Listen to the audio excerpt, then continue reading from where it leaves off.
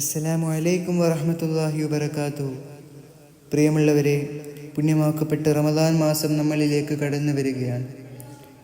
പുണ്യമാക്കപ്പെട്ട റമദാൻ മാസത്തിൽ നമ്മൾ ചെയ്യുന്ന ദുആയിലും അല്ലെങ്കിൽ നിസ്കാരങ്ങൾക്ക് ശേഷമുള്ള ദുആകളിലൊക്കെ നമ്മൾ പ്രത്യേകമായി ഉൾപ്പെടുത്തുന്ന ചില കാര്യങ്ങളുണ്ട്. അതാണ് ഇന്നത്തെ വീഡിയോയിൽ നിങ്ങളുമായി ഞാൻ പങ്കുവെക്കാൻ ആഗ്രഹിക്കുന്നത്.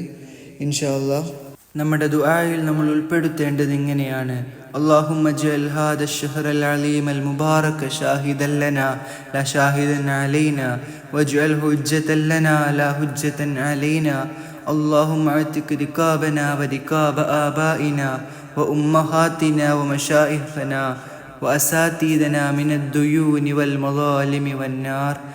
اللهم اجعل صيامنا صيام الصائمين وقيامنا قيام القائمين وركوعنا ركوع الراكعين وسجودنا سجود الساجدين. ഇങ്ങനെയാണ് പ്രത്യേകമായി നമ്മൾ ഉൾപ്പെടുത്തുന്ന ദുആ. ഇൻഷാ അല്ലാഹ് റമദാൻ മാസം വളരെ വിജയകരമായി വിനിയോഗിക്കുന്ന മുഅ്മിനീങ്ങളിൽ അല്ലാഹു നമ്മെ എല്ലാവരെയും ഉൾപ്പെടുത്തുമാറാവട്ടെ എന്ന പ്രാർത്ഥനയോടുകൂടെ ദുആ വസിയത്തോടുകൂടെ നിർത്തട്ടെ. അസ്സലാമു അലൈക്കും വറഹ്മത്തുള്ളാഹി വബറകാതുഹു.